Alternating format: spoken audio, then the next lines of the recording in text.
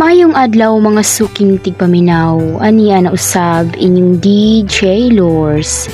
Ang muhatag og usa ka sugilanon nga mutandog sa inyong kasing-kasing.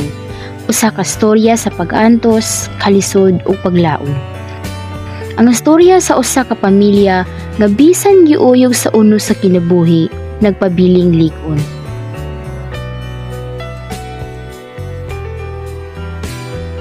Ihulog nato ang unang eksena sa usa ka payag nga mingaw apan puno sa mga luha ug bako nga gitago. Sa usa ka gabii diin kusog kaayo ang ulan, nagatigo mang pamilya ni Lydia ug Anton. Si Lydia, usa ka inahan nga puno sa paglaom ug pagampo bisan sa ilang kapobrehon. Si Anton, usa ka amahan nga nabug-atan sa iyang responsibilidad.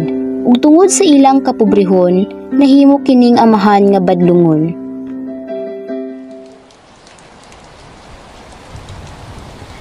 Ginoo, tabangi mi karon nga gabi.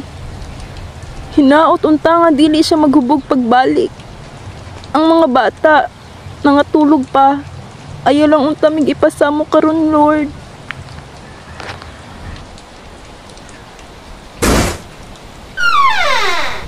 Lydia! Asa man ako sudan? Gutom na kayo! Ton, wala gyud ko nakapalit. Giutang naman gani na ako ang bugas gahapon. Pasensya na, Ton. Wala gyud tay nabilin. Wala, Sab! Wala magipulos ang akong pagpaningkamot kung maura gyapon. Asa man imong gipalit ang kwarta? Gipalit na kog tambal ni Shane, Ton. Gilantan siya gahapon. Wala ko'y laing mahimo. Tambal na bod? Ambod lang nimo. Di man ta mabusogan na. Ton, ay pagsaba. Makamata ang mga bata. Wala ba ta bata, Lydia? Ako'y mabuot din eh. Ton, unsa ba? Sakit kaayo. Dili magkukontra nimo. Nagtrabaho raw para makakaon ang atong pamilya. Tapoy lang kayo, Lydia. Murag ako ra ang wali pulos diri. Dili ka walay pulos, Ton. Wala lang nimo makita nga importante gihapon ka sa among kinabuhi. Ang mga bata nangandoy nga makita ka nga magmalipayon.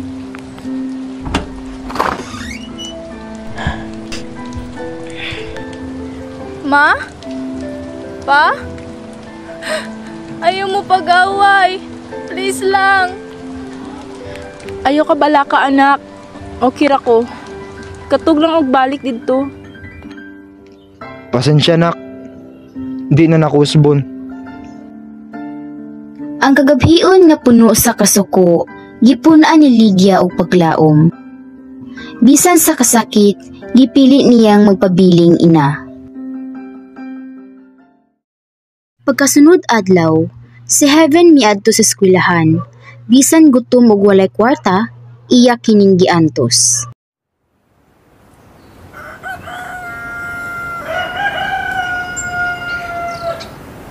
Ma, muadto na ako sa school ha. Ayaw lang kabala ka, ma. Pasensya na gyud na. Wala ko ikahatag nga baon nimo. Pero na ako'y tubig sa botelya, nak. Bad-an na lang to. Okay ra, ma, oy. Di man gutom ang makapugong sa akong pangandoy.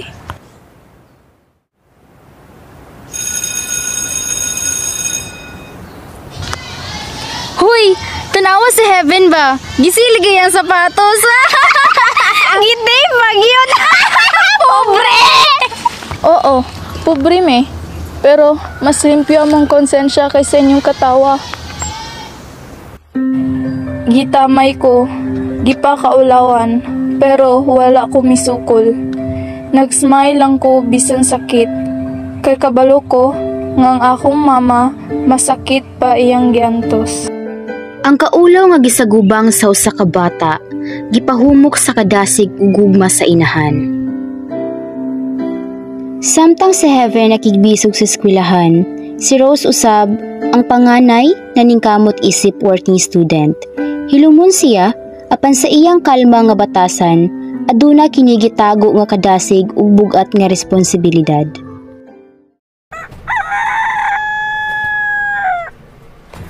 Rose, anak! Wala na tay asukal, nak. Pero napay gamayng kape.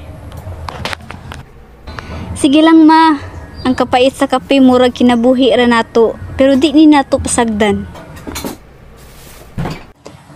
Nak, kay ba kung gikapoy nagyud kaayo ka? Kay gikan pa kag trabaho, nya diretso pagyud kag klase. Antusa lang sa nak ha. Kapoy bitaw ma, pero kumuhunong ko, kisa may mutabang nato. Kita ra ba'y nagtinabangay, mauna, bisan lisod, padayon gihapon ta ma. Nak, nakita na ako sa imong mga mata ang kalisod, pero naapod ang kadasig.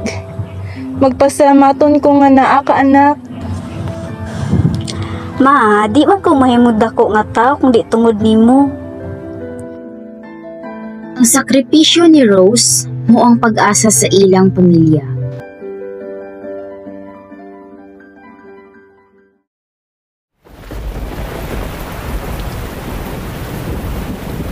Lydia!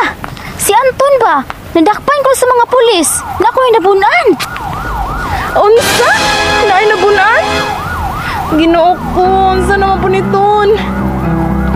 Ma, asa rin si Papa? Nganong may mga pulis? Anak, ang imong amahan.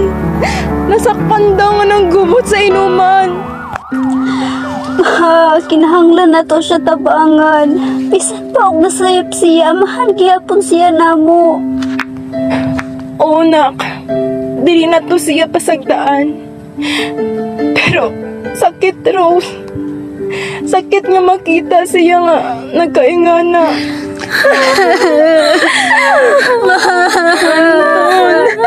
Siya rin na to si Papa, ma. Ampo lang yun, anak. Kaya ang Diyos yun ang makaluwas nato.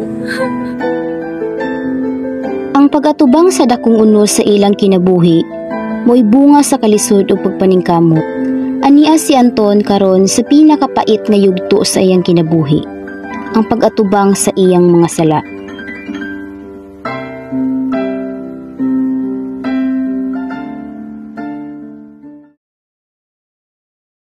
Paglabay sa mga pila ka tuig, may balik ang kahayag sa ilang kinabuhi. Si Lydia, nagpabiling inahan nga puno sa pagtuo. Si Rose, nakhuman sa kolehiyo, ug si Heaven, nagasugod na sad sa iyang pangandoy. Ug si Shane, ang kinamanghuran nga anak, karon malipayo na pag-usab. Ate, ita ko ni Papa sa merkado ganiha ba? Murag nang hinulusol na siya. Anak, basin panahon na nga pasayloon na to siya. Sakto si Mama. Ang pagpasaylo, maunay unang lakang sa kalinaw.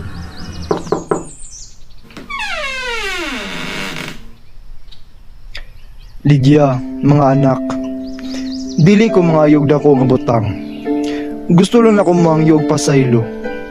Nasayop ko, pero gusto ko mausab. Ang pagpasaylo ton, dugay na nakong gihimo. Kay kung magpabilin ko sa kasakit, dili ko makakita sa bag-ong adlaw.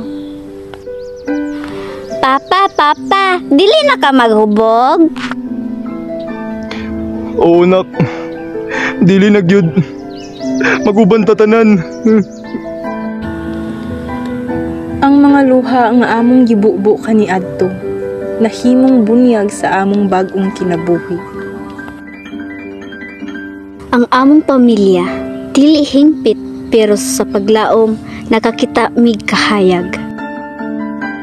Ug mao kana ang mga suking tigpaminaw ang storya sa bunyag sa luha. Usa ka paalala nga bisan unsa pa kalisod ang kinabuhi, kung ang pamilya magkahiusa ug ang kasing-kasing puno sa pagtuo, walay imposible.